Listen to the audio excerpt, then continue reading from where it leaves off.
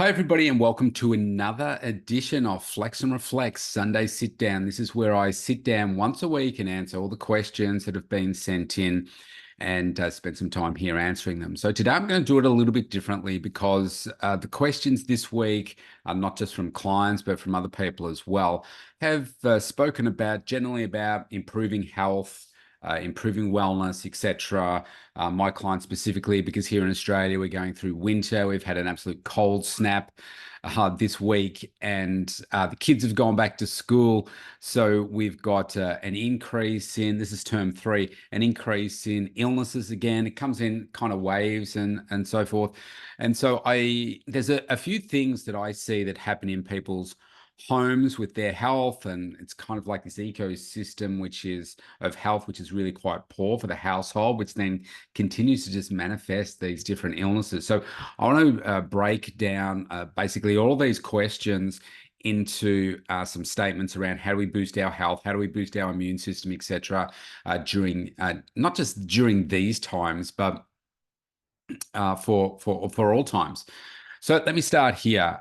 So if I think back to winter for me, so winter here, if you're in the Northern Hemisphere, winter here is June, July, August. So we're obviously day recording this, 21st of July. So we've just passed the halfway point.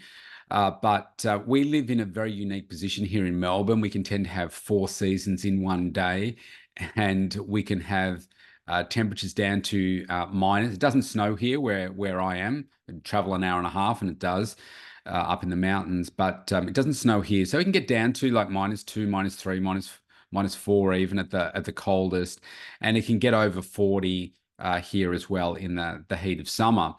And what we get in winter, they can often extend. So whether it's global warming, whatever, it's just a cycle that we're going through. But our seasons tend to shift. Sometimes they're longer, sometimes they're shorter, and I don't know. We could have a longer winter heading into spring. It can still be cold, but anyway, normally with the colder temperatures that we get here in the southern part of Australia, it brings more colds, flus. And this year, obviously, we've had COVID. That COVID is still going around. We've got more flus this year, more colds this year. We've got RSV. And I think there's another thing going around, which is kind of a combination of COVID and other things as well. So it's leaving people quite unwell for a period of time. So if I go back to when I was a kid, and even as like late teens, early adulthood, I used to get quite sick during August. I would get 2 colds or flus all the time through July, August, times like that. My birthday's on the 12th of August, so I would often be unwell on my birthday. And so I reflect back on what I was doing at the time. And when I started my strength training in 1988, so I was when I started, I was 19, about to turn 20.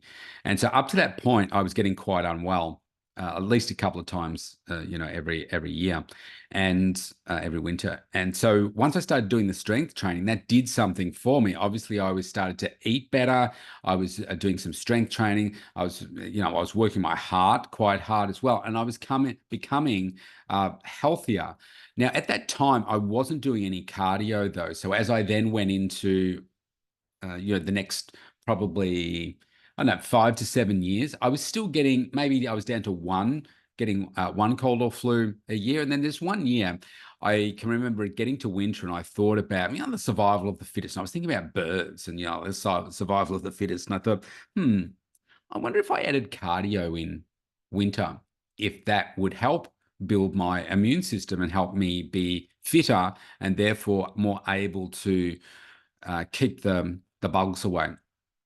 And so I don't remember the exact year, because I was just, I just thought I'll do it. And I started doing cardio. Now at the time it was bike. I had a like a road bike, and I bought like a trainer where you could put the back wheel into it and you could pedal away and so forth. And the tire was attached to this little thing, and it had some friction and some resistance. And so that was the first winter that I could remember I didn't get sick. And I was doing it, oh, I don't know, I was maybe doing it 4 times a week, something like that, probably for half an hour. Um, and I didn't get sick. And so from that point on, I kept doing a bit of cardio, not excessively, because I didn't love it. But I found that I wasn't getting sick. Fast forward to now, and what I do now is I don't do the cycling anymore. Out on the road, it's very dangerous around here, so I stopped doing that. The bike and the pressure on the knees and that repetitive, pushing the pedal over and over and over was not great for the knees. So I thought, that's no good. But I really enjoy walking, so that's pretty much the cardio that I do now. And I aim for getting in my 10,000 steps a day. And that movement tends to just help. It's getting some light into my eyes. It's getting some fresh air. It's good for my mindset as well to get get outdoors and you're thinking about different things. I'm always recording a couple of podcasts while I'm doing it. And it just feels really good. I still do my strength training as well. So I do my current program is 3 days. Most of the time, I would only do 3, maximum 4 days. Like I'm 56 in a matter of weeks now, and I find that it takes me longer to recover. If I'm putting in a big effort in a workout, like I did a heavy leg workout this morning, it will take me at least 48 hours to recover from that fully to get back to my next workout. So the older I get, the longer it takes me to recover. And so getting out and going for a walk is good for getting rid of that lactic acid and all that sort of stuff as well. But I continue to do my strength training because for me, it just makes me feel so good. Like it's helping keep my muscles strong. When I'm getting my protein and everything all spot on as well, and my training starts to ramp up. I've got a big focus on building as much muscle as I can, which for me, doing it naturally at my age, if I can put on a kilo or 2 kilos in a year, that's like excellent because I've been training for 36 years. It's very hard naturally for me to put on muscle. And as we age, our ability to produce it, the testosterone levels drop. And so, I'm just working as hard as I can to maintain, and then at certain times of the year, look to gain a little as well. And that, to me, that just keeps me nice and strong and healthy as well. So that's the training side of things. I just go out for a walk. I walk every day. The shortest amount, I probably walk for like 20 minutes, and then it's just incidental steps around just my day-to-day work and everything, where I'll get in my 10,000 plus steps. This morning being a Sunday, my non-client facing day, so I went out and I just walked. How far did I walk? Oh, thanks. I walked 5.77 kilometers, which gave me around about 8,000 odd steps, I think.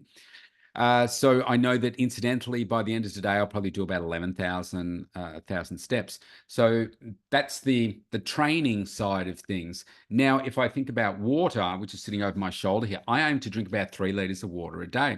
Now, for me, it's about flushing out all the toxins. The average adult's about 2.6 liters of water a day, right? To keep you healthy. Most of us are walking around dehydrated. We fill ourselves up with other things. We want to be clean, fresh water, whether it's clean tap water, filtered water, bottled water, whatever floats your boat there, but no pun intended. We just want to be getting plenty of that because it helps flush the toxins out. Now, then when it comes to our nutrition, if you've been listening to these for a while, I focus on 5 to 6 meals a day: breakfast, lunch, dinner, and then 3 snacks, making sure that we're focusing on plenty of plant food, not being vegetarian or vegan, but just getting plenty of fiber as food into our body. It keeps us fuller for longer, and most adults are not consuming enough of it. We get some really great antioxidants and nutrients in there that can also help fuel our bodies, fuel our brain, but also help flush out toxins as well.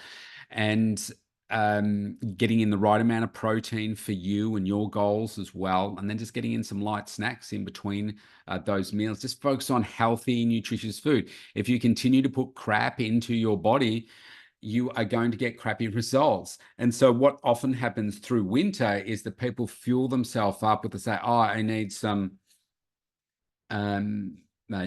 heavier food because it's cold, and et cetera, et cetera. Well, I can still eat plenty of vegetables and do all those things in every season of the year. But particularly in winter, I want to make sure that I'm absolutely getting in the right if not more, nutrients because my body is going to need it more. So in working with clients face to face, as much as I can do like up to 55 sessions or coaching sessions a week with people in person. Then I'm exposed to all the germs in their families and in their workplaces. And we know that most people around them are not going to be particularly healthy because not too many people are living the way that I like to live. So that means I've got to make sure that I've got a really strong immune system as well and doing the best that I can to, if you like, put a shield around me so all these little germs are bouncing off me. That's like just essential for me to get those things right. And then the extra things are things like my supplementation. So I make sure that I'm taking fish oil capsules, and I take my vitamin D, and I take a multivitamin, and I take a magnesium tablet as well. Now, I say that as that's what's right for me, right? You need to check with your GP, doctor, whatever, as to before you take any supplements, because they know your full health history, and any one of those supplements that I just mentioned may not be right for you. So you just need to be extra cautious of those things. So they're the things that I do from a nutritional perspective. And now I'm going to kind of state the obvious here. Well, sleep is super important as well, making sure the only way that I can really recover properly between my workouts is I've got to make sure I'm getting a lot of quality sleep. So that's a really important one. And then you've got a really, really basic one, washing your hands properly. Now, my little Apple Watch here, it tells me that I should be washing my hands for 20 minutes, soap, warm water, washing. And yes, 20 seconds takes a long time. I watch like pings when I've done it and I'm washing. But it's really, really important because there are so many more germs around this time of the year. So I need to take extra cautions because the number of times that we go hand to phone to mouth and whatever you lose count through. That's thousands of times a day. So we want to make sure that we're doing that. I have hand sanitizer as well when I'm working, handling, like the weights and everything between clients and between me and a client. I make sure that I'm using sanitizer and that kind of stuff. I make sure that I'm sanitizing my equipment as well. Making sure that I keep my toilets clean, making sure that my bench tops are clean, and that I'm using antiseptic wipes and all that kind of stuff. And it's not about being anal retentive around cleanliness. It's just being sensible around what is going on about your hygiene, as well as your phone, making sure that you're cleaning your phone regularly too. Absolute pigsties for all kinds of germs. And we want to make sure that we're preserving our health as best we can. The other thing that I do is, so winter hits here in June, normally late April or sometime in May, I will have a flu shot. Now, I'm not saying that everybody should do that. Some people are anti-vax, as we certainly know from COVID.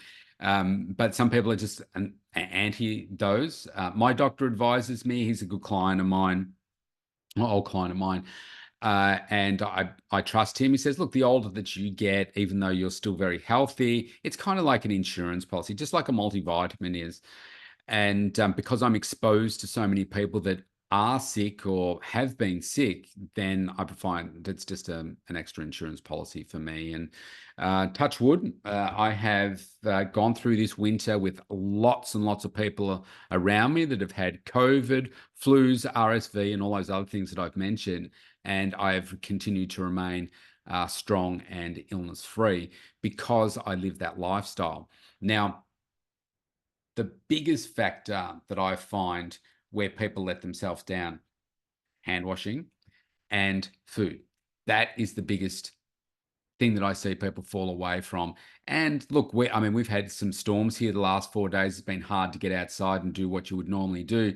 And so people's movement is also down this time of the year as well. But the biggest bang for your buck, if you're going to focus in one particular area, is your food, just highly nutritious food. You should be doubling down on your health, the nutrients that are going into your body during this time of the year, or when you're in your winter in your part of the world. Now, having said all of that, these are the principles that I live by every day, all year. Right. It's just that I see obviously the benefit in how you start to separate yourself. Like this is most people during winter, they're like this and they start to go down. And I just continue to go like this because I'm making sure that I'm following this healthy lifestyle. And that's what we want to get to. So if I find that people don't usually change until they're in enough pain. So if you're sick and tired of being sick and tired, then now's the time to be doubling down on those things that I've just mentioned. And if you need a hand with any of that, I always give a free consultation. The link is below this video. But if you go to studiospt.com.au or mentaltoughnessandbodyshow.com, you can opt in for that free consultation there. It's with me anywhere in the world. It's free. It's with me personally for 30 minutes. Talk about what are your health and fitness goals? What are your challenges? Where do you want to get to? What's the gap? And how do we start closing that gap straight away? So for me, I like to work with people on getting them a life strategy. And I do that through fitness, and it's helping people become the healthiest that they've ever been. It doesn't matter your age that you are. Most people kind of know sort of what to do, but you also don't know what you don't know. And what I like to do is come up with a tailored plan for people to give them exactly what they are from where they are to, and a plan to get them to where they are, because everybody's different and has different rates that they're prepared to move at. So, yeah, it's an exciting time of the year. I mean, I make my best gains normally in winter. I'm very focused at this time of the year, as most people aren't. So that could be you too. You could be super focused. So I'm going to leave it short and sharp there today. Have a great day, everybody. I'll see you next week. And I just wanted to do this one as a one-off because there's a lot of illness around us at the moment. And I just wanted to really give you some tips on how to boost your immune system. But we'll go back to the normal Q&A next week. Have a great day, everybody. I will see you next time.